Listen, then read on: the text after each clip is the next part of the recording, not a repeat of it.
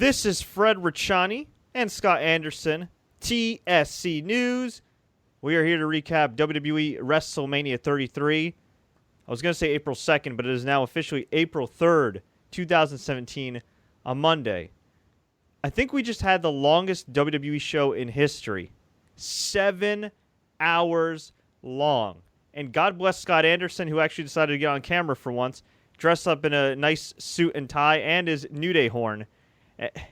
Man, oh man, oh man, oh man, what a WrestleMania. We just witnessed Undertaker's last ride. We witnessed several title changes. We witnessed an amazing comeback featuring some broken brilliance, and we're here to talk about it. We're also going to answer some of your questions live on the air, read some of your comments, give some shout-outs. You name it. If you want to join the conversation, comment in the live chat on YouTube. Tweet us at Sports Courier using the hashtag TSC News, or hit us up on Facebook.com/The Sports Courier. Pardon me if I'm a little mentally exhausted right now. I think we all are, and I think the people in the arena, or that are leaving the arena, certainly are, because this show literally just wrapped up. Scott, how you feeling? I'm tired, man. I was up at 8 this morning. Yeah, it's a long show for sure. I had a buddy down there live in Orlando. He got to the building probably about 10 hours ago now. Yeah, it was a long night for sure. Good matches, great pay-per-view altogether, but, you know, the negative about WWE having their own network for sure is the fact that it can be, 12:18 now on the East Coast, and they're just going off the air about 5 minutes ago. So it's a long night for sure. Yeah, and I would imagine a lot of the people that watch WWE, including us, have jobs. And, you know, a lot of us have to wake up early for these jobs. And like you and I, we have to also commute to these jobs. And it's going to be a long day for us. Well, for me, I don't have to go to work until about 2 o'clock in the afternoon, but I do have to wake up at 7.5 hours to take my daughter to school. So, yeah, it's going to be fun. Oh, yeah. So, anyway, where the hell do we start here? We had the main event, which is Undertaker versus Roman Reigns. We had the Hardy Boys return. I mean, my goodness gracious. And we're also going to get Kim Angle, our buddy, on the phone, who was at the Orlando Citrus Bowl for WrestleMania. But I guess you're forgetting another return, by the way, Fred. Jim Ross. There you go. Yeah, our buddy Jim Ross. God bless him. God rest Jen Ross's soul. He signed a new deal with WWE. It was almost like a gift from her, you know what I mean, in a weird, like, spiritual way, kind of. And, you know, he's been gone for so long, and then, you know, he decides I'm going to go work in Orlando, and even though he had every right to miss all his appearances, and then what happens? WWE says, you know what?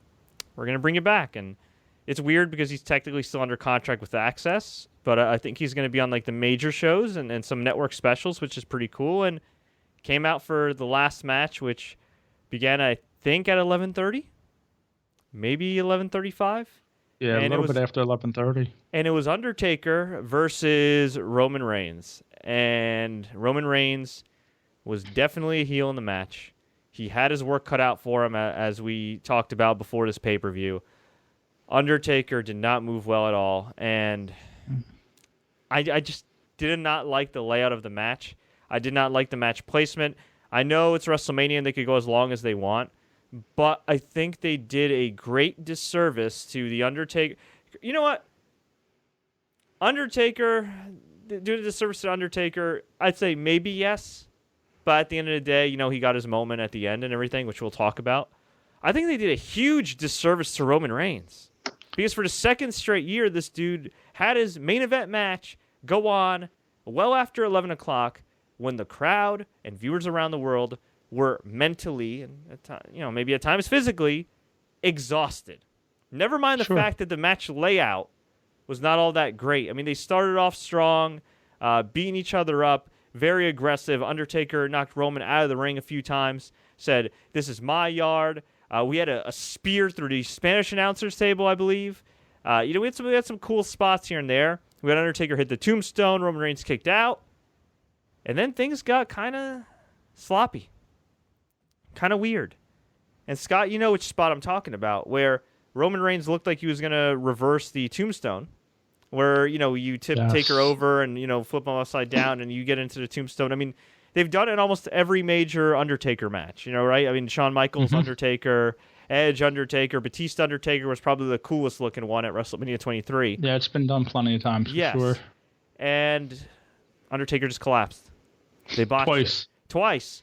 And it was really sad, and thankfully the crowd was either too tired or had too much respect for Taker to chant "You effed up," and they ended up having Roman Reigns hit the Superman punch on Undertaker, but Undertaker kicked out.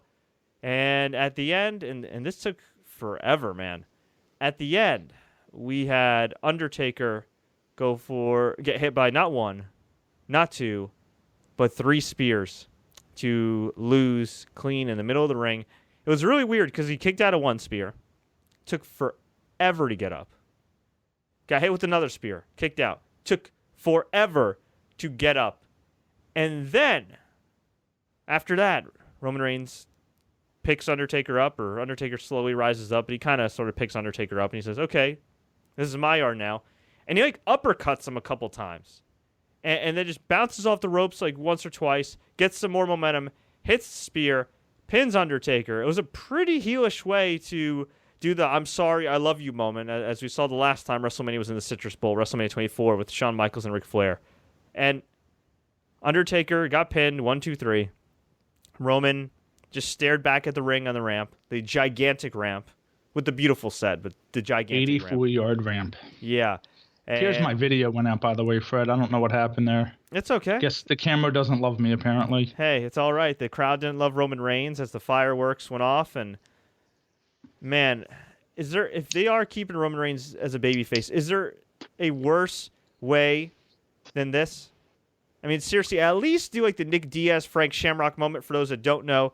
Back in Strikeforce, I think it was Frank Shamrock's last fight at Strikeforce. It could be wrong. One of his last fights. Nick Diaz kicked Ken Shamrock. Ken Shamrock broke his arm, collapsed in a heap, and the fight was over. And afterwards, Nick Diaz, who, if you guys know anything about Nick Diaz, is brash, cocky guy that likes to talk trash, picked Frank Shamrock up off the mat and said, "You're a legend," raised his arm, and let Frank Shamrock have his moment. I think it would have been pretty classy and pretty cool if they had Roman Reigns do that. Now, I know it was better, I guess, in a way, as a standalone moment to have Undertaker laid there and then eventually rise up. But I don't know. If you're trying to make Roman Reigns the top babyface, man, they didn't do a good job here. Maybe they just said he's going to be heel anyway. Let's have him act heelish. I don't know. But that's what happened. So, yeah, we had Undertaker lay on the mat. Roman Reigns walked away. Afterwards, Undertaker rose up, crowd chanted, "Thank you, Taker." Then we heard Undertaker's music. They showed several replays of what happened in the match.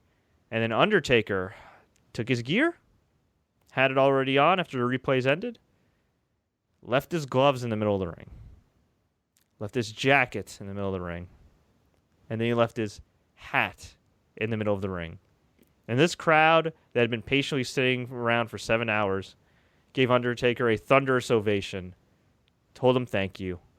He went outside, he kissed his wife, Michelle McCool, former Divas and Women's Champion, in the front row, hugged his kids, walked down the ramp, turned back to the ring one last time, raised his fist, and then got lowered down, presumably to hell, or Hell's Gate.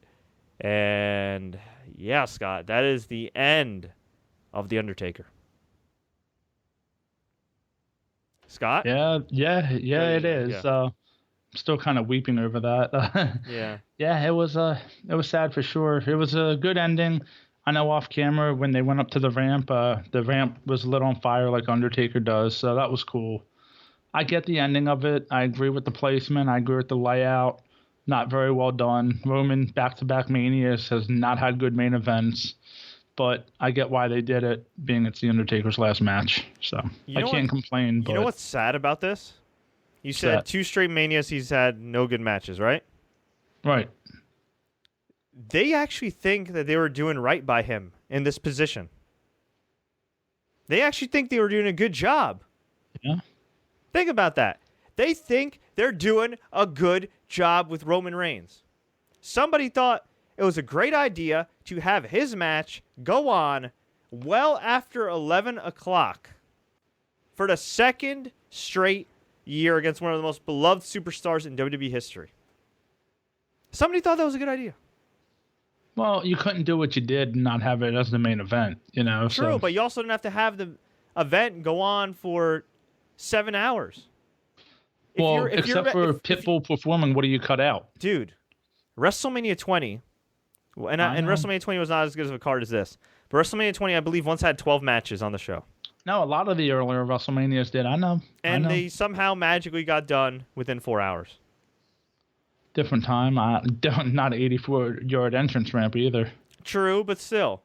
We've had WrestleManias with a ridiculous number of matches. I mean, I think WrestleMania 20 is the one that stands out to me as the one that had probably the most in the history before this one. But seriously, that's insane. I'm just looking at the times for that match. That match went 23 minutes. It didn't seem like it went that long. Huh. Interesting. Yeah, I don't know. Just, man, oh man. It's weird. Because on one hand, it was a great send-off for The Undertaker, even though the match was not really good at all. At the same time, I don't know how to put it in a way that doesn't sound mind-boggling. A top babyface in WWE just pinned The Undertaker in his last match in the main event of WrestleMania 33, and I honest to God believe it did absolutely nothing for that babyface. Is it fair to say that win over The Undertaker in his last match, unless Roman Reigns is turning heel, did literally nothing for him? Yeah. That's kind of sad. It wasn't going to do anything for him anyway. So, I mean, as far as that goes, I get it. But, yeah, I mean... And I don't want to be that guy. It wasn't a no-win situation. We know I that. don't want to be that guy. Okay, I do not want to be that guy in all caps. Nice. But you do realize something. We never got Undertaker versus John Cena at WrestleMania. Well, we never got Sting and Undertaker either, so. Yeah. You know what, though? If this match was the same with John Cena, I'm glad we didn't get John Cena versus The Undertaker. No disrespect to Roman Reigns, I think this match would have been better with John Cena. Not as far as maybe like technically or anything like that, but I think more so just the crowd. You know what I mean? I think the crowd. If Cena was doing some of Roman's heel moves, he might have gotten cheered. So, yeah. Maybe as far as that goes, but I don't know. It just, I don't know, man. It's, yeah. It is what it is. Undertaker's career is over. Much respect to The Undertaker. God bless him. He had a great career. It was great to hear Jim Ross on commentary. The few minutes that Jim Ross spent on commentary were probably the best commentary we've heard in WWE in the last 5-6 years. So there is that. Bright side right there. Actually, I think the last major match Jim Ross called was... I think, was it not WrestleMania in Orlando, WrestleMania in Miami, I think. WrestleMania 28, when Undertaker wrestled Triple H, and it was the end of the era match, which I recall saying I thought Triple H and Undertaker should have retired after that match because they couldn't peak after that. Now, Triple H ended up having some great matches after that. Undertaker had a couple more really good matches, but yeah, I think it's safe to say Undertaker probably should have retired a few years ago. So, yeah, no, I agree. I mean... Man. It was tough to watch, but yeah. Yeah, and our buddy Kim says that she will message us when she's back home, assuming she gets through that Orlando traffic. So when she's back home, we'll try to get her on the air, and we'll chat about her live event experience. But, man, I know everybody's tired. Let's go through the show for people that didn't see it or are interested in our thoughts real quickly. I just want to give a shout-out to some of the people that are watching us live. Telvin Kipapa, who says that most of the right people won. Brian Gaxiola is saying, what's up? What's up, guys? Russ Broski said, if Undertaker will stay in character or break character in his Hall of Fame speech, breaking character would be probably similar to his real-life self, not the dead man self. Sorry about that. It's so late here that my hands accidentally exited out of Skype. I apologize. Oh, no worries. No worries. It's all good, man. Yeah, I know you're sad about The Undertaker and your little... I'm still emotional about what we saw about 9:30 as well, which we'll get to. So, yeah. Oh my God. Yeah. That's right. Yeah. Jonathan Dorr says, delete, Mr. Poppins, who might be related to Mary Poppins, says, great WrestleMania minus the last part. Terrell Scott, I like the Orton match too. The ring stunts were great / creepy. They were pretty creepy. was different. Very, very different. Okay, Mike Hood says we should have a moment of silence. We definitely did in our own time. Harvey Cash, what's up, Fred? Hey, just recapping WrestleMania. And Alan Wu, he says, this is almost like Michael Jackson dying in storyline. I mean, the King of... that's a little dramatic. I don't know if I'd go that far, yeah, but yeah. It's a little dramatic, dude. But yeah, it's rough. So, all right, let's start from the bottom, I guess, shall we? Way back several years ago at 5:30. Pretty much. Back when the sun was shining, there was no weather issues. I was a few years younger, yeah. Yeah. We had Neville versus Austin Aries for the Cruiserweight Championship. This was an awesome match. I wish it got better placement, but hey. And they gave it 15 minutes. Yeah, so. You know what, though? If it was on the main card, it would have gone like 5-10 minutes, maybe. Exactly. So, Neville beat Aries with the red arrow. This was a brilliant spot where Aries locked in the last chancery. Neville raked Aries' eyes, Aries' injured eye, where he had the broken orbital bone, and it was away from the referee's viewpoint.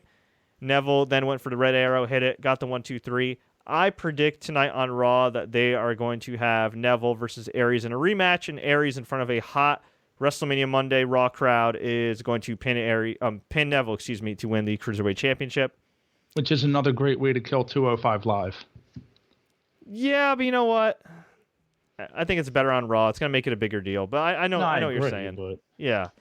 Mojo Rawley won the freaking Andre the Giant Memorial Battle Royal that did not include Samoa Joe. There's a reason Mojo won that match, and we know why. But more importantly, Jinder Mahal was the last one that he eliminated. Yes.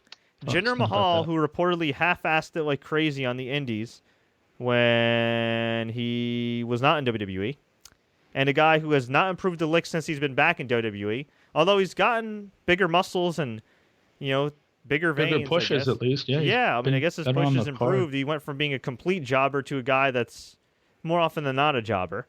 And this is ridiculous. That's Finn Balor at the house show, so. This is ridiculous. What's that? Freaking Big Show and Braun Strowman. Big Show apparently in his last match, allegedly his last match, according to Bleacher Report, got eliminated with Braun Strowman when half of the wrestlers eliminated Braun and half of the wrestlers eliminated Big Show. No, that's not true. Braun eliminated Big Show by himself. Oh, did he? I believe so, yes. And then everybody else eliminated Braun.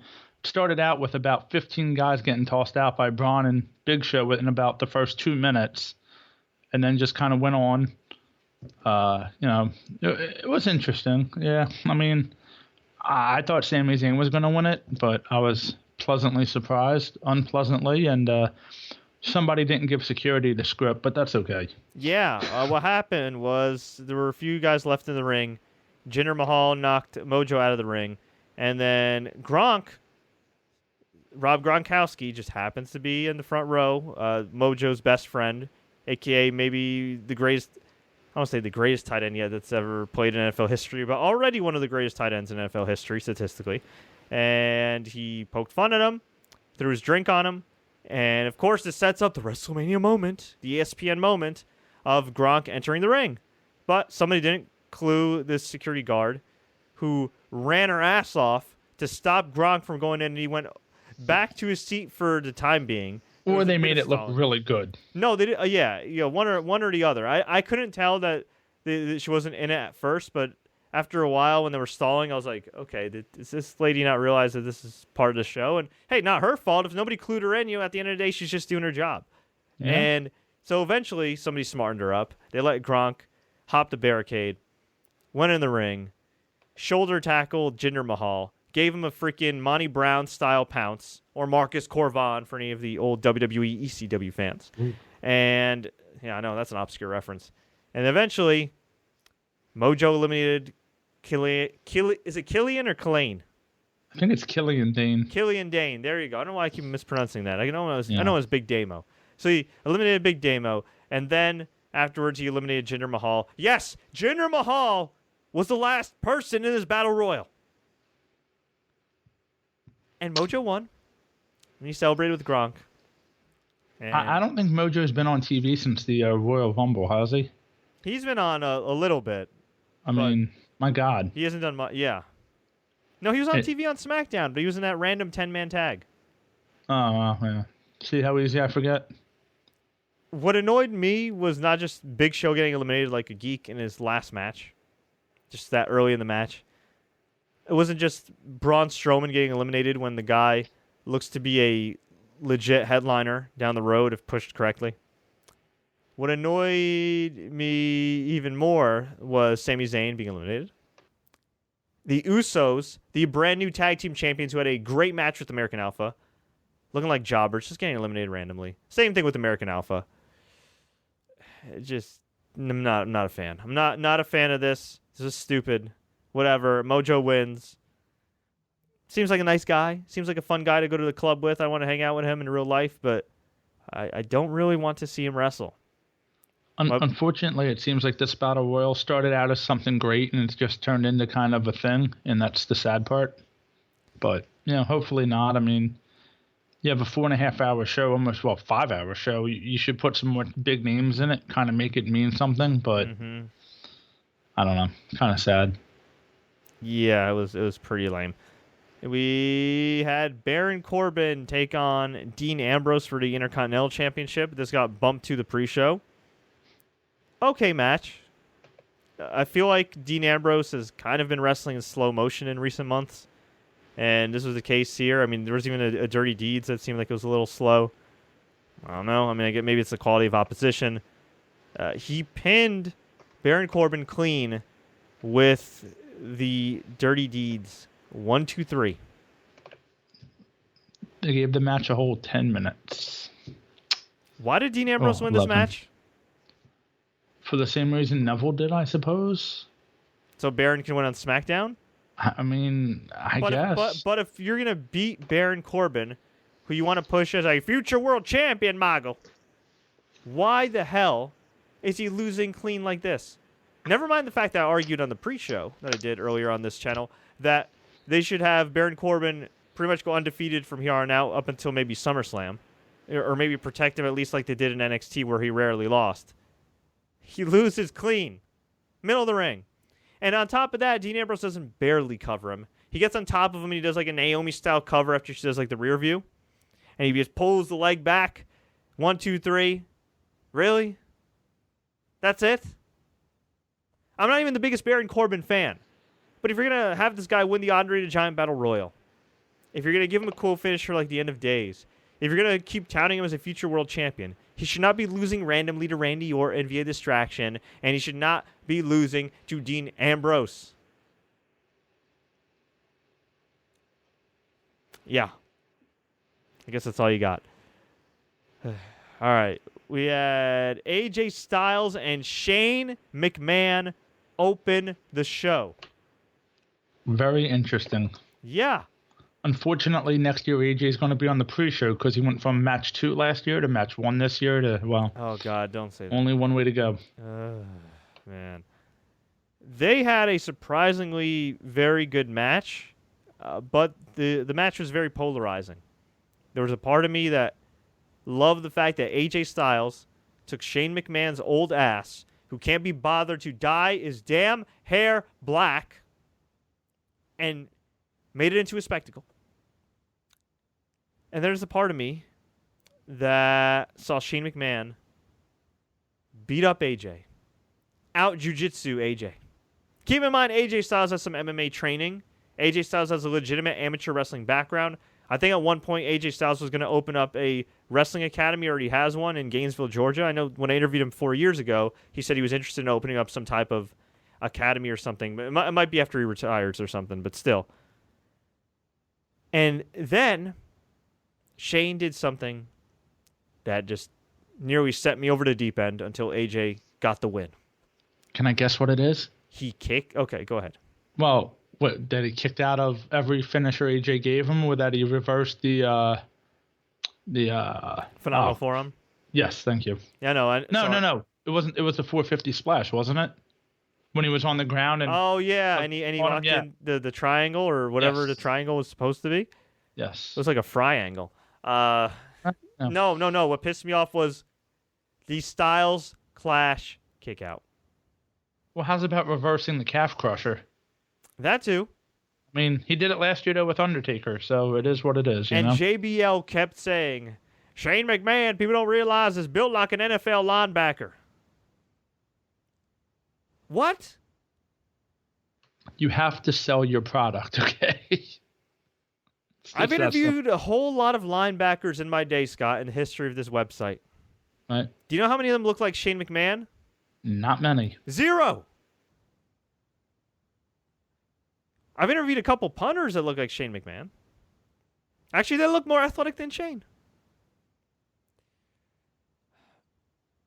I think my accountant looks more athletic than Shane McMahon. So, yeah. Anyway, we got to the highlight of the match, or one of the highlights, where there was a point in time where ref got bumped. Yeah, a ref bump in the freaking opening match. They get trash cans, and Shane McMahon is able to stop AJ from going for a Van Terminator, a.k.a. Coast to Coast. Shane hits it perfectly. AJ kicks out. And then Shane decides, you know what? I'm going to try to kill myself one more time here. And I'm going to go for a shooting star press. And to his credit, this billionaire Mark almost got it up perfectly. Missed AJ. Splat on the mat. Well, he landed on his knees. Let's first say that. How he didn't blow out a knee is beyond me. Yeah. And then AJ hit the phenomenal forearm and mercifully got the pin. One of the other highlights of the match, or lowlights, was Shane going for a diving elbow through the announcer's table, AJ moving, and then Shane crashing and burning. Also, AJ went for a drop kick when Shane was on the apron, and then Shane just flew into the announcer's table as well. So that was another highlight / lowlight. AJ gets his first WrestleMania win. At least he got a main event level spotlight all throughout this build on SmackDown. But I do not need to see Shane McMahon in any more matches. He seems like a cool... In spite of what I say about him as a wrestler, he seems like a cool guy in real life. I would definitely like to chill with him. Seems like a really nice guy. He's a very likable person. But I do not need to see this dude in the ring ever again. Ever. Russ Broski says, Shane's 47 and can go with some of the younger guys. Okay. But he's not a wrestler. So keep him out of my ring. That's it. At this point, yeah. Yeah. We had Kevin Owens beat Chris Jericho for the United States Championship. This was a really good match. Good heat. They didn't have to do any stupid spots. And it ended with Jericho being thrown to the outside. Kevin Owens hitting the pop-up powerbomb. Actually, just a regular powerbomb, I should say. Onto the apron. Rolling Jericho back in the ring. And getting the clean pin to win the U.S. title. Finally, they used that spot as an actual finish. I'm happy with this. Nothing bad to say about this match. It was perfectly good for what it was. I don't know what you thought about it. I liked it. There was a huge inflatable list of Jericho on the entrance ramp, which was cool. I did the ending. I liked, but something about it. And there was a couple matches like this where different finishers were used tonight. So okay, fine. It was a good match. I mean, it was kind of what we expected. I think we expected the finish, and yeah, I mean, it was what it was. It was a good second match, good solid match. Unfortunately, it was yesterday now, so I can't say I remember too much about it. I don't have many notes on it, but yeah, I mean, I liked it. Yeah, it was keep it at that. It was a very good match, very well worked. They didn't overstay their welcome. Okay, they did a good job. They had the crowd in the palm of their hand. Well done, AJ and KO. You say they didn't overstay their welcome, but it did go fourth longest match in the night. So yeah, but it was only the second match in the pay-per-view. Right. It didn't overstay its welcome at all. No, it was good. We had next Bayley versus Charlotte versus Nia versus Sasha. 4-way elimination match for the WWE Raw Women's Championship. Very interesting match. This only got 12 minutes. Only 12.5 minutes. I did not like the booking of this at all. At all. To me, this was a time where you could have finally had the big Sasha angle where she turns on Bayley and gets the pin. Instead, we had Nia Jax get eliminated by all 3 women. They covered her after a big power bomb. We had Sasha get eliminated by Charlotte, right? Yes, it was with the natural selection, I think. I don't believe so. No, Was it I the think it figure was eight? no, it was some other type of Oh, she did the move on the outside, didn't she? And rolled her back in the ring, I think, and pinned her. Oh, natural selection on the floor. Yeah, I think was that it? I'll look it up, but It was something. She I did forget. something. It's a long night, folks. I'll see if I could find my notes on this, but yeah, Sasha got pinned. Crowd didn't like it. And then afterwards, we had Bayley versus Charlotte, and surprisingly, at least to my surprise, Scott, Bayley pinned Charlotte with a Macho Man elbow. Yeah, that was a nice little moment. It was a nice moment. It was a decent match. The issue is everybody thinks Charlotte or Sasha's going to turn, and it's going to happen tomorrow night. Oh, well, sorry to interrupt. Charlotte exposed the middle turnbuckle. That's right. And then threw Sasha into it and got the pin. Yeah, well, we were close. I mean, it was a nice moment for Bayley, and she won without Sasha's help, which I guess is somewhat of the story. But I still think it would have been a better story if Sasha turned on Bayley. Well, that's going to happen tomorrow because after the WWE 24 special of the WrestleMania Monday, we know it's going to happen. But, here's the funny thing. If you're going to book it like that, you have Sasha pin Bayley, by freak accident or whatever, win the title, eliminate her. And then tomorrow night, you can just finish the angle off right then and there. Yeah. You tease it tonight, you finish it tomorrow. But now here we go. Bayley wins clean, and we're complaining that she wins clean. Like, this is what we wanted to see, and yet we're not happy. We're complaining I just think about it was just weird storytelling, especially when they had Bayley already win the title a few weeks ago, and she could have won it. If she was going to win at WrestleMania anyway, she should have just won the title. Do the big moment now. Yeah. Yeah, no, I agree, but we had arguably the highlight of the show by far. By far. I marked out here. I know you did. Honestly, this was like a tale of two shows. Up to this point, when we talk about our next match, after that match was over, I felt like we were watching one of the greatest WrestleManias of all time. And honestly, if you really look at it, I still think this is one of the better WrestleManias of all time. I should know already, I think it's blown away WrestleMania 32. Up to this point. Well, no. Yeah. Up to this point, once we get this match started, it's already blown away WrestleMania 32. So let's get to our next match. We had Gallows and Anderson versus Sheamus and Cesaro, who had a really cool entrance with their tuxedos and kilts. Enzo and Big Cass. And then the New Day comes out. They didn't overstay their welcome either as hosts. Did a couple segments. At all. Yeah, they knew their role, did their thing. They opened the show to come out to the ring, did a little dance, whatever. By the way, Tinashe, had a really, really nice rendition of America the Beautiful. She's criminally underrated and really awesome. So for anybody complaining about Tinashe, I am going to delete your ass, as one of the participants in this match would say. So New Day was teasing that they were going to be in the ladder match because, after all, they are the hosts. Why not? And to be fair, they said they announced it's going to become a fatal four-way, and right at that moment, everybody already knew what was coming. And at first they were like, who, and the crowd for the most part chanted delete, delete, delete, delete, which is incredible to think about. They're chanting for the Hardys before the Hardys come out. The Hardys have not been hyped on television one iota. And Matt Hardy, not single-handedly, but with Jeff Hardy, with his wife Rebby Hardy, with Senor Benjamin, with a couple other people. I don't want to say single-handedly, but the Hardys in that small crew turn their entire careers around. Just think, if Jeff Hardy never got into a stupid motorcycle accident and broke his leg, none of this would have happened. Remember how we were talking about how he was so stupid, and it's like, what are you doing, man? You're in your late 30s. Why are you riding a dirt bike? Yep, I remember that, yeah. And I remember we hated that Matt Hardy skit at first because it was stupid at first.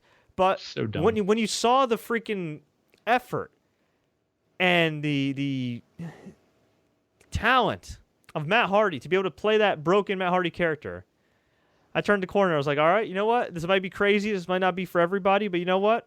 I'm going to support him because it's awesome. And also the fact that Jeff and him have been sober for years now. So congratulations to them. Those guys looked like they were going to be the next Von Erichs, unfortunately, for a time, and they turned their lives around. So what better way to take two dudes who are nice and clean, nice and sober now, and put them in their second ladder match in 2 days? In all seriousness, hopefully they're all right. I'm not trying to stir the pot or anything. It just, whether you have the background of the Hardys or not, 2 ladder matches in 2 nights is not conducive for good long-term health, but Well, it's the adrenaline and, hey, it's their moment, man. So the Hardys came out. Crowd went nuts. Matt Hardy had the broken streak in his hair. He had the broken Matt Hardy hairstyle. Jeff Hardy looked more like just regular Jeff Hardy. Matt was doing the smiling, like broken Matt Hardy. He didn't do the delete as he walked down the ramp, but they didn't, really do it out loud or anything. Yeah. And I think the announcers dropped a couple broken references, and it was just great. This match was amazing. It was a train wreck. It was sloppy. It was all over the place. I don't care. And Enzo survived. Go figure. Enzo Amore survived. Just so much chaos in this match. It was just ridiculous. Man, we had poor Sheamus hit his lower back on the outside onto a ladder. We had Jeff Hardy go all the way up top to his gigantic ladder, do the same spot he's done over and over again, but still more death-defying every time I see it. Yeah. He was supposed to go through both Sheamus and Cesaro through 2 ladders, but instead he got mostly Cesaro, and Sheamus kind of just fell over. That ladder didn't break. Yeah. Put Cesaro through a ladder with a swanton bomb. It was insane. Matt Hardy grabbed both belts. Thank God Jeff Hardy rose from the dead. They celebrated. Crowd went absolutely nuts. And the Hardy Boys are your new Raw Tag Team Champions after just wrestling a ladder match the night before at the ROH Supercard. And yet nobody is complaining that in 2017 the Hardys are Tag Team Champions. Keep that in mind. Yeah, well, hey, we are some fickle fans, let me tell you. Yeah, man. Can you believe that the Hardys, in the last 30 days, have been the TNA Impact Wrestling World Tag Team Champions, the ROH Tag Team Champions, and now the WWE Raw Tag Team Champions? Not to mention any other independent tag team titles that they won as well. This is a run we may never see again from a tag team. Well, keep in mind the TNA part. They weren't taping, but technically they were still champions. So yeah, it's kind of like an asterisk next to it, but still is what it is. Still. Yeah, and they never officially lost the tag titles in TNA. Man. And then we had John Cena and Nikki Bella versus The Miz and Maurice. This was a glorified squash match. Yeah, 9 minutes of it wasn't the match that mattered at all. It was the ending, which we all knew what was coming. It was the ending afterwards. I gotta say though, Maurice got no offense. She got maybe a cheap shot on Cena, and that was it. If that, yeah. Well, a little background. I was listening to the ESPN podcast that they were doing on site at WrestleMania, and they interviewed Nikki Bella. Now, keep in mind, this podcast was like 4 hours long or whatever, but I forwarded to the Nikki Bella part because I was interested in hearing what she had to say about Maurice. And she told Peter Rosenberg, who also hosts Bring It to the Table, and it's on Hot 97 in my area. And she straight up said, and I'm giving you the Cliff Notes version, you could probably find the transcript online, that, long story short, she got offered a new WWE deal and the Total Divas deal like a few days before Raw. It was very last minute. One of her bosses, who she said she won't name, told her, you can't tell anybody. Just, we're gonna bring you back. And apparently she wasn't even working on a contract until after that WrestleMania. So this would have been 2013 after WrestleMania 29, which is pretty interesting. And apparently when she was brought back, she said most of the backstage didn't know she was dating Cena. So I don't know about that. But yeah, so she got re-signed. She said she did text Maurice and Kelly the night of, but she wasn't that good of friends with Maurice. She was kind of work friends. And anyway, the women that felt that they were betrayed, Maria Kanellis, Maurice, Kelly, I believe she said at least Maurice, might have been Kelly. I'm not sure if there was another woman. Apparently, they got so angry with Nikki that they made a fake allegation that her father assaulted them or whatnot. I believe she used the word assaulted them, okay, or whatever, physically confronted, whatever, to the point where they tried to get her father fired from his real-life job. And on top of that, she mentioned that months prior to that, he spent time on the unemployment line, and he had nothing to do with this. And rather than just attacking Nikki and Brie, they attacked her father. And she says that she will never forgive Maurice. I think she used the word bitch, and she said that her and Maurice don't make eye contact. They just say thank you, and that when they're doing business, and that's it. And that it's a little awkward with Miz and Cena, but they're still respectful to each other. But essentially, it killed her relationship with the Miz when they used to be really good friends. And yeah, she'll never forgive Maurice. So when I heard that, assuming that's true, wow. That's got to be kind of awkward to work with somebody like that, regardless of it, being what it is. But that's got to be weird. If that is true, Maurice is really lucky to even have a job right now. And she's been great in her role. But I'm just saying, trying to get somebody else's father fired? I mean, we don't, again, there's always multiple sides to every story. Who's to say Maurice was on a podcast and they bring it up? Maybe Rosenberg interviews her one day. Maybe I'm sure she'll have a different side to the story. But if that's true, you know what? I'm really not surprised that Maurice just got squashed. So, yeah. Nikki hit the TKO. Cena hit the AA. Double pin. Al Roker screamed into the mic, even though he had a live mic. And he called himself Chocolate Thunder. Which, hold on, did Al Roker really have to say that he's from the Today Show? Doesn't kind of everybody know that already? I guess people it's WrestleMania. A lot of people from other Europe. countries. Yeah, right, yeah, so. That's fine. Yeah, it was a match. And afterwards, Not really. Crowd was booing. They were definitely for the Miz. They were chanting boo, delete, delete. And then Cena said that, do you remember, Nikki, when you were going into surgery and you were woozy and I asked you one question and you didn't remember what it was? I asked you if you would marry me. No, he said one day I'm going to marry you. Oh, one day I'm going to marry you. Okay. Well, I've been waiting for the right time, and now's the right time. Got on his knee. Those cargo shorts that he wears finally came in handy. Pulled out this big-ass ring that might have been bigger than his bicep. Might have been. Put it on Nikki's finger. They kissed. It was a great moment. Crowd cheered. And she said no. No, just kidding. Yeah. She said yes. Actually, she didn't say yes. She just kissed him. She just kissed him. She was the happiest woman alive. It was a beautiful moment. It was a great moment for longtime Total Divas fans like myself that were waiting for John to finally propose. I'm not even a Total Divas fan, and I'm not even going to lie to you. Maybe it was the couple Steve Weisers I had mixed in with a couple shots I had with my friend over, but it brought a tear to my eye, and that was really sad and embarrassing, but it happened. Hey, man, you're a married man. You got engaged once. You know that. I think that's what it is, yeah. Let's go with that, yeah. Absolutely. Exactly. You remember when you proposed to April and made her the happiest woman alive, more often than not. And, that's debatable. So they celebrated, and then John Cena's music hits, and they celebrate some more. I hope when I propose to my future wife, if there is that it's on Space Mountain. No, anyway, sorry. No, I hope that I have theme music and that it plays in the background if she says yes. You want 70,000 people there as well? Yeah, sure. Why not? Hell, have the time is now. That'd be awesome. Like my time is up, our time is now. So I guess when Total Bellas finally ends, overall, it's going to be the wedding episode, and that'll be the end of the show. I hope they keep it going forever.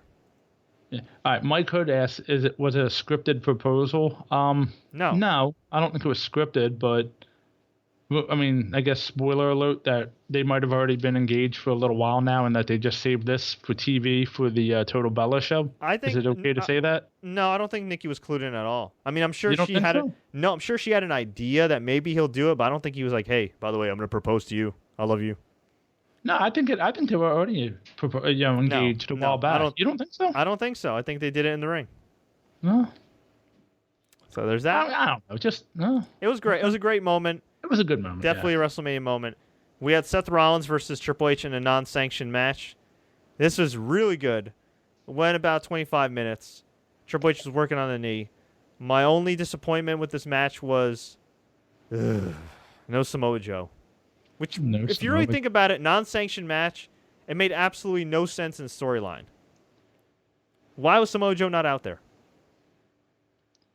How does James Ellsworth get a WrestleMania appearance before Finn Balor and Samoa Joe? Yeah, I mean, well, there was no Daniel Bryan either tonight, so. Yeah, but Daniel Bryan's a GM. Who cares? Yeah, but he should still be there in some capacity, shouldn't he? Who cares? He had his moment. Who cares? I understand, but he should still be there. He's the GM of SmackDown. Exactly. He should be there. I'm sure he's fine. Well, whatever. But either way, okay. yeah, Last time I checked, he has a yeah. pregnant wife to take care of, right? Yeah, he does. Exactly, Scott. So we had Seth Rollins beat Triple H clean, which was awesome. This was a great finish. They had set up a table earlier on the outside that I completely forgot about. And Stephanie was on the apron. Triple H tried to hit Seth when he was distracted by Steph. Triple H nearly hit Steph off the apron. Steph, she was like, oh my God. But she was okay. And then Seth said, screw you, bitch. Bam. Shoulder tackled Triple H into Steph. Steph went through the table that I completely forgot was there. It was awesome. This was and this was after these guys were trying to each other hit the pedigree each other, I should say. Some cool reversals. Yeah, I never thought there'd be that many cool reversals for a pedigree, but it was pretty cool. And Triple H got shocked. He was pissed. Was charging like a bull. Seth kicked him in the gut. Hit the pedigree. 1, 2, 3. This was an awesome match. It's a very good match. Yeah. Yeah, but I think Triple H, as one of our listeners is saying, should stop bringing Stephanie, who is Super 8429. Triple H should really stop bringing Stephanie to his matches. Yeah, she got speared last year.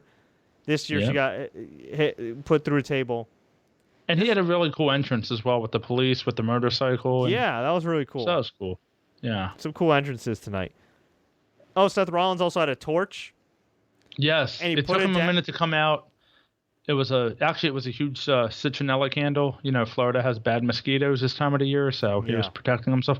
But yeah, what he did with the torch, I don't know if you saw it, is he stuck it to the ground and the LED lights took like the fire all the way up to the ring. It was kind of like Kane's entrance, but stolen. Yeah, no, it was great. The lighting effects were amazing. Yeah. This was by far one of the Unless best. You were there live in person, apparently. Yeah, I mean, once again, I've warned everybody before about WrestleMania obstructed views.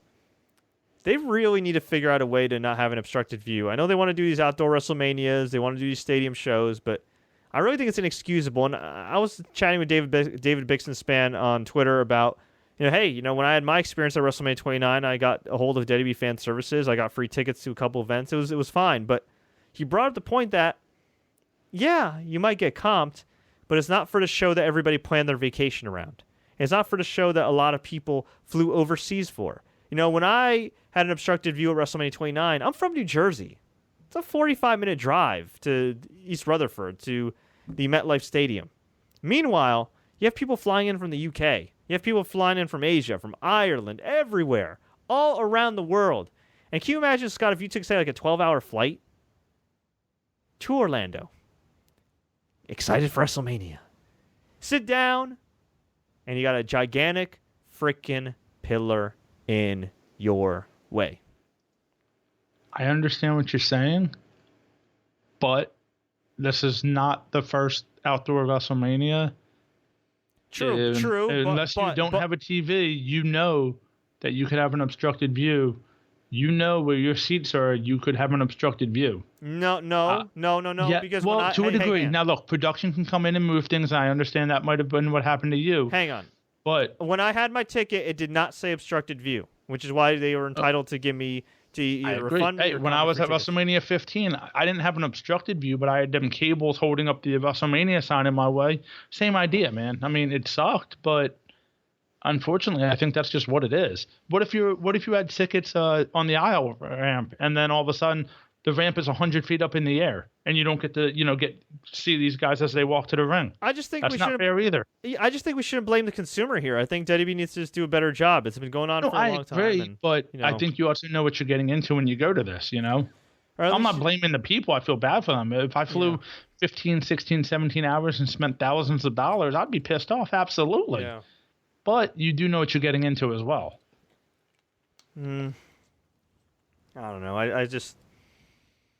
Yes and no. I don't know. That's why I'd rather do an indoor WrestleMania. So I might do next year in New Orleans because it's a Superdome and it's an actual dome. You can still have an obstructed view, though, can't you? Depending on how they do the stage. True, but if they do it like WrestleMania 30, then you won't. Well, the ring, yeah, that's true. The ring didn't have anything. Yeah, you make a point. We had Randy Orton versus Bray Wyatt for the WWE Championship. This only went 10 minutes. This was so wacky. Bray Wyatt. It was very disappointing. Yeah. Well, it started late, very late in the show. Poor guys. Bray Wyatt is literally the anti-Undertaker. Loses every big match except for the last couple months. And 0-3 at WrestleMania. Took on Randy. Here's the highlights of the match. Bray Wyatt, I believe, hit his sister Abigail at least once, and Randy kicked out. Orton hit an RKO. Bray kicked out. And the crowd went mild. No, Bray didn't kick. It was on the floor, wasn't it? Oh, was it on the floor? Yeah, he never kicked out of the RKO. Oh, okay. Huh. Are you sure? Yeah, I'm sure. I'm pretty cool. I'm looking at a photo here about a half hour ago. I'm sorry. Yeah, he did an RKO on the floor, and Orton kicked out his sister Abigail. Yeah. And then, every time Bray did the spider walk, crab walk, whatever the hell it is, the ring would light up with like a projection of maggots, and then cockroaches and larvae. It was so creepy.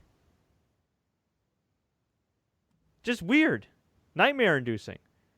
It was kind of cool, and the referee completely oversold it by running out of the ring every time. Yeah. It was cool, but it got hokey at the third time. But it was. I hope they just leave it for WrestleMania. Don't do it ever again, please. Like that kid that sang "The Whole World in His Hands." Don't do that ever again. See, if I'm booking that, what I'm doing is I'm gonna have Bray maybe on the top row, maybe doing something, and have Randy do it and have it be a snake coming at him. You know what I mean, with like the mouth open. Yeah. Which actually that was Randy's entrance coming down the ring. He had the snake following him, which was freaking awesome. Yeah, and I know Mr. Racer, who's the world's biggest Randy Orton fan, Manpreet, he's super happy about this because Randy hit an RKO. It was maybe the most lackluster RKO of all time. Got the pin, 1, 2, 3. And that was it. Randy wins the title. The era of Wyatt's already over. And that's it. It was a very safe match, and I hate to say it, but it probably was the worst match on the show. Not counting the Battle Royal, unfortunately. It was a very strange match. Yeah, like the timing of it was bad.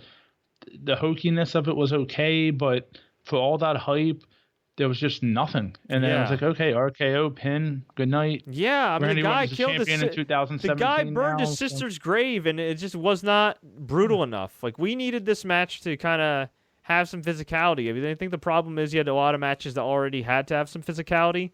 But, I mean, seriously, I don't know what. Even have, like, thumbtacks or something. I'm not advocating that, but I'm just saying, like, you could have gotten thumbtacks.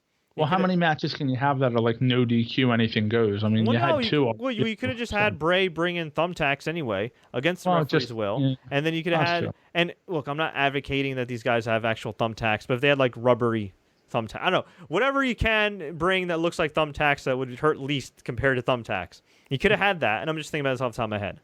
You could have had Bray try to give Orton his sister Abigail. Orton reverses into RKO and pins Bray. At least that would look brutal. At least that would show like, oh my God, Bray's sadistic and he tried to end Randy's career and whatever. And instead, this is kind of like, I mean, honestly, this was even more tame than WrestleMania 25 with Triple H and Orton.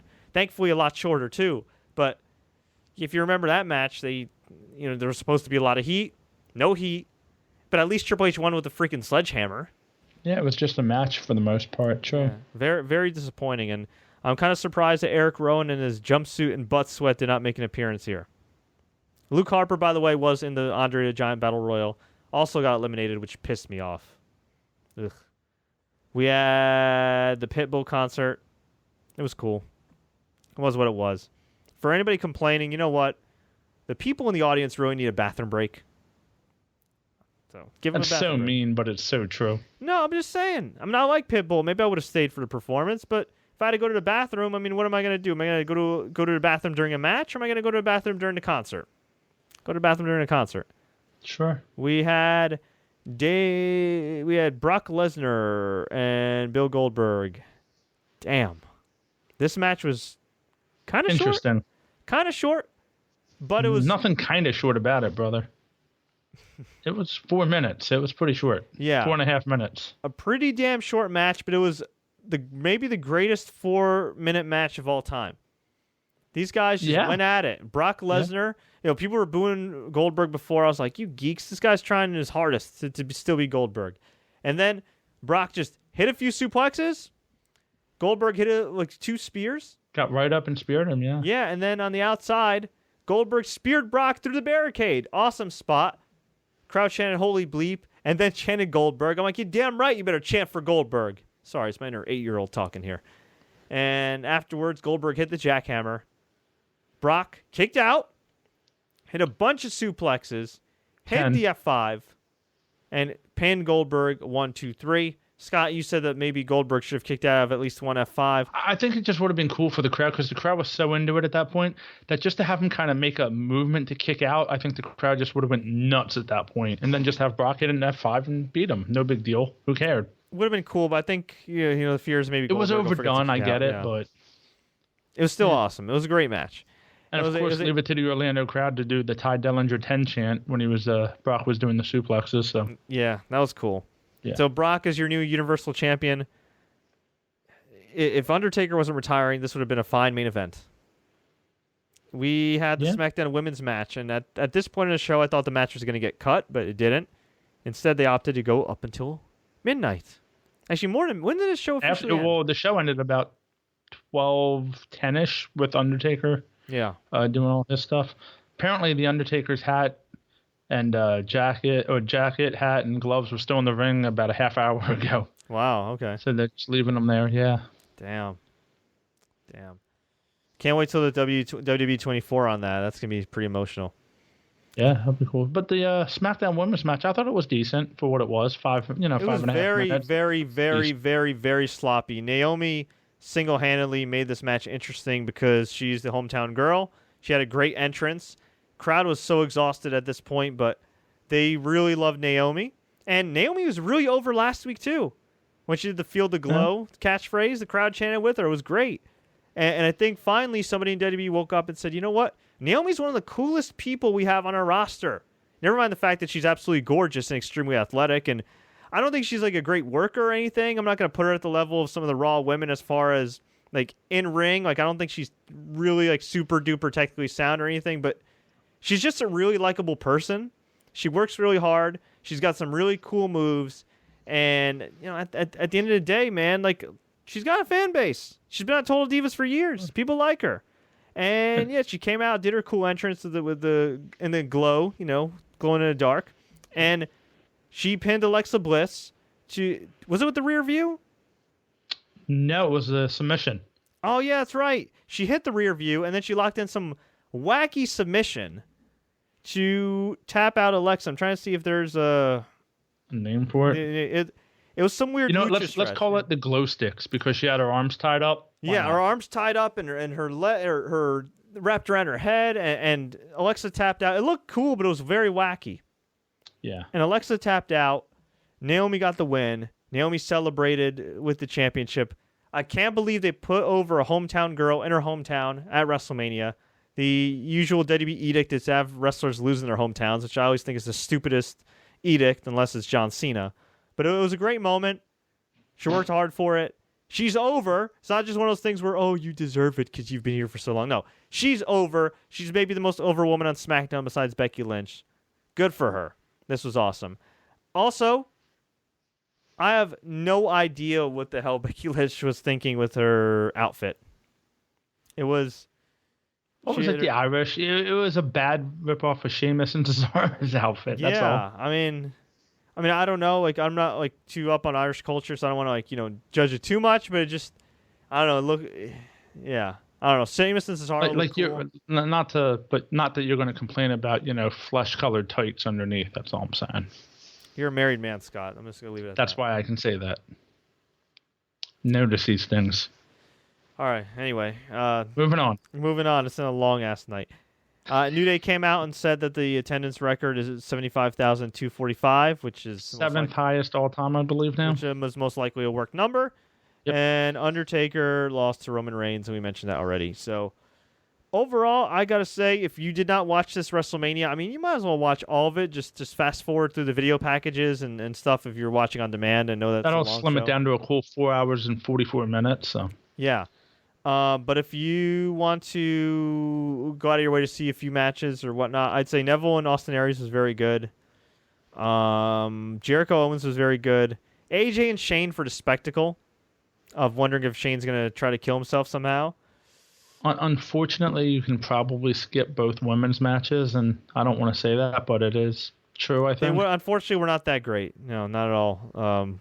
But, timing-wise, it was tough. Watch the tag title match. Oh, my God. The Hardys. The heat for that match was insane. It was great. It was great to see two dudes come home. Two legends. The John Cena moment was nice, although you might see it online on all the websites. Seth and Triple H was awesome. Seth versus Triple H was awesome. Bray and Randy was nothing. The animated GIFs are more entertaining. Goldberg, Brock, it's only 5 minutes. Go back and watch that. Watch after the ending of Undertaker Roman. But if you miss the match, you really don't have to watch that match, unfortunately. So, Scott, it is now 1:18 a.m. Eastern Standard Time. Let us look to the future here. What the hell do you see happening with Roman Reigns? I don't know. I see him going to SmackDown at least to keep him away from Brock Lesnar for a while, but tomorrow night's going to be... I hope that they don't have him on Raw tomorrow night, because that crowd, I think, will kill him. But they will. And that's sad. He's one of the biggest stars. He has to be on Raw. I know. Unfortunately, it's funny, the whole time they didn't mention anything about SmackDown on Tuesday. Everything was, Raw and WrestleMania. And SmackDown's live Tuesday, and it should be a pretty kick butt show. It'll be interesting to see, will Undertaker come out tomorrow night and officially retire? Is he just gone? I think he's just gone, and he just gets inducted into the Hall of Fame maybe next year. And actually, ironically, it makes sense. Maybe the thing is this.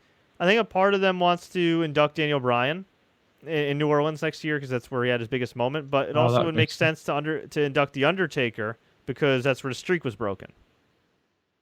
But you might want to save one of those guys for another year because, you're going to eventually run out of headliners for the Hall of Fame. Well, have they announced where 34 or 35 is going to be yet? No. Is it Minnesota? I thought I heard.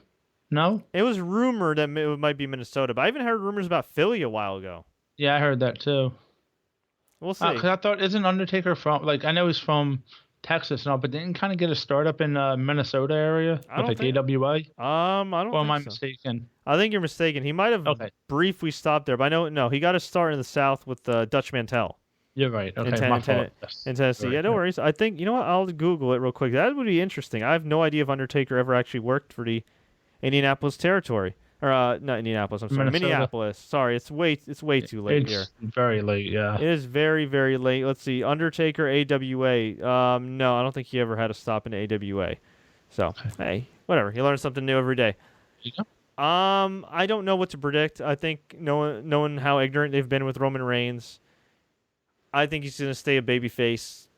At the moment, I believe he's the default merchandise seller, the top merchandise seller. But that's amongst full-timers, and nobody is still touching John Cena. And let's see what happens if they bring out some new Hardys gear. True, yeah. But I'm saying as far as guys that don't have the cachet of the Hardys, right? Is Roman Reigns? Look, I'm not saying Roman Reigns isn't over. I'm not saying Roman Reigns isn't a good worker. But is he ever going to get to the point where he can truly replace John Cena as a top guy? It's tough. It's tough to do that when you had guys like Shawn Michaels and Bret Hart have to replace Hulk Hogan and Randy Savage. That was really unfair. But he needs to make somewhat of a difference at the box office, and I really don't think he has. Even if he has some high merch sales, has he made a difference in ticket sales? Has he made a difference in ratings? I don't think so. And I think no matter what anybody says, that still matters in today's business. Ratings and ticket sales. No matter how much they convince themselves they don't. They might want to convince themselves it does because their contract's coming up in a couple of years. But we'll see. We'll see. I don't know. I really don't know. I guess that's the intriguing part because Finn's coming back. Although Finn's already in his mid-late 30s. Nakamura could debut on the main roster after losing to Bobby Roode. For those that missed our recap of NXT TakeOver Orlando, I did recap it from top to bottom along with all the other crazy events of WrestleMania weekend on the pre-show podcast. You could skip my WrestleMania predictions and go right to the NXT TakeOver recap. But overall, great show. Really great show, and it looks like Nakamura and the Revival are headed to the main roster. Drew McIntyre was shown in the audience. He's re-signed with WWE. They confirmed there's going to be a women's tournament, 32-woman tournament, taking place in the summer, kind of like the Cruiserweight Classic. That's exciting. And is there anything else I really missed, Scott, as far as WWE related before we head on out? Well, NXT debuted new titles, which, to be honest, I wasn't a fan of, but we'll let that go. I didn't mind them. I don't know. Thought they were kind of whatever. No, not much. Crowd was hot all night. I mean, they were quiet on TV, but I had a friend there live, and he said the crowd was pretty good all night. I thought they were pretty hot. Man, there were some parts it was definitely quiet. It seemed quiet anyway. Yeah, I mean, overall it was a good weekend. We still have 2 nights to go technically. Well, 1 night to go technically. Yeah, because it's freaking Monday. Jeez. And I still got to let my dog out, so, there you go. That's going to be fun at 1:30 in the morning without a yard. But you do what you got to do, bro. And literally, yeah. No, overall good weekend. I mean, I'm glad we're here at 1:23 in the morning. Goodness. WrestleMania is now a 2-day event, literally. Yeah, I mean, not much really we can say. You know what? I got an idea. Thank you, Taker. I got an idea, Scott. Yes, sir. Let's get some sleep. Let's sleep on this. Let's let this simmer for the next couple nights or so, and then let's circle back for the WWE Week in Review. We'll talk about the WrestleMania aftermath, and once we gather our thoughts and gather our bearings along with everybody that's watching and listening to us right now, thank you very much for taking the time to do that. I think we'll have a better idea of what the future holds for WWE, at least in the next 6 months to a year. Yeah. Real quick, I'm going to make one prediction. I talked to you about this the other night. You did not like it, but I'm going to say it out loud because when it happens, I want my just due. That okay. On Tuesday, you know what's coming. Go ahead, Scott. On Tuesday night, Randy Orton's going to come out with that title. He's going to get challenged by Nakamura. Nakamura's going to win the WWE title on his first night on SmackDown Tuesday. It's going to drive the ratings up. It's going to be great. Fred thinks it's not going to happen. It's going to happen because it's what they have to do. See, he's speechless. That's how good it was. Now, Fred said to me, well, Finn Balor, they didn't do this to, or something to that effect. And I said, no, they did. He had 2 matches before he won the title. Yes, he still went like a month before he won the Universal title. Doesn't matter. And what did it do for him? He got injured, and he's still not back on TV, and he's fighting Jinder Mahal at house shows. So there you go. You just you made an argument against your point, though, and you're against your prediction. Because you're saying that Nakamura is going to win the title, get injured, and then a year later wrestle Jinder Mahal. I'm saying that you said, well, he had 3 matches at least, so, and then he won the title. That's all I'm saying. And he got hurt. Nakamura will still probably get hurt. But no, I think that, look, you want to make an impact on SmackDown, pardon that pun. You bring Nakamura up, you give him that title, you see what happens from there. Why not? At this point, what do you have to lose? Yeah, fair enough. Although I think there is something to be said about the journey, and building up the journey. But because let's be honest, in 2017, Randy Orton does not need to be champion. I said that just for one specific person. Ooh, for Manpreet. All right. Sorry. Lastly, Hall of Fame also went ridiculously long, but go out of your way to watch the DDP speech, especially if you're an old WCW fan. He happens to be a good friend of mine, so I'm biased, but I love this speech. Beth Phoenix had such a ridiculously classy speech, thanking every woman that came before her that helped influence her, and even shouted out China, which was wonderful. We got a cameo from her husband, Edge. Kurt Angle's speech was awesome. Those are probably the 3 speeches that really stood out. Rick Rude's family speech was really nice. It was short. It was sweet. And you know what? Eric LeGrand, because him and I are both Rutgers alumni. Great dude. I thought the Rock Hall Express did a good job. I mean, they all did a good job, really. They all did a good job. It was just really long. So try to skip the video packages and just, get to the speeches. Yeah. Maybe if you're at work, put the WWE Network in the background and just listen to the speeches. They were pretty good. And we'll be back later this week. I will be back Thursday morning, as I am every single Thursday morning on Manhattan Neighborhood Network. You can see it on your screen right here. I'll put some info in the description as well. For those that don't know, TSC News is now on television in the New York, New Jersey area, North Jersey, closer to Manhattan. If you're in the vicinity of Manhattan, New York, you can watch us live on MNN2, 9:30 a.m. Eastern Time, Thursday mornings. FiOS 34, RCN 83, TWC, that's Time Warner Cable, 56, channel 56 and 1996. It's a half hour a week of going over some of the latest stories in pro wrestling and mixed martial arts, as well as looking back at some of our most memorable moments and us interviewing some unique people related to the pro wrestling and MMA industries. We'll try to get some football players as well as we get closer to football season, but we're trying to keep it a little combat sports focused this week. Last week, we had Will Ferrara of Ring of Honor in one of my favorite interviews. He's a guy that not a lot of people knew about. Really cool. Talked video games, talked Ring of Honor, talked the Hardys, ironically enough. Talked about the Ring of Honor Dojo, so you can check that out. It's uploaded right now on youtube.com/The Sports Courier, this YouTube channel, as well as soundcloud.com/TSC News. And if you're not in Manhattan and you're wondering how the hell can you watch TSC News on TV, easy. Go to mnn.org. That's mnn.org. Click on the MNN2 link, which is the lifestyle channel, 9:30 a.m. Eastern Time. You can follow me on Twitter for the links and everything. Click on it Thursday morning, and you can watch me talk about pro wrestling and mixed martial arts to a massive audience. So, thank you all for the support. Scott, thanks for chatting with me. Everybody that's watching, that's listening right now, thank you very much.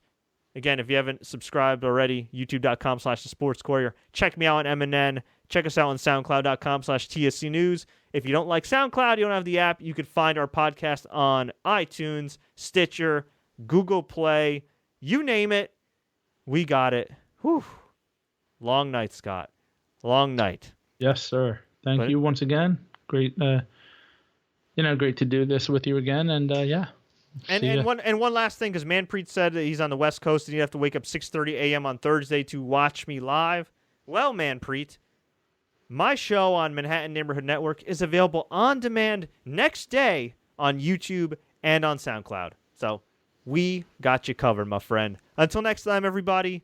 As always, enjoy the matches, and thank you very much, Mark Calloway, a.k.a. The Undertaker, on an incredible career. We truly appreciate the memories.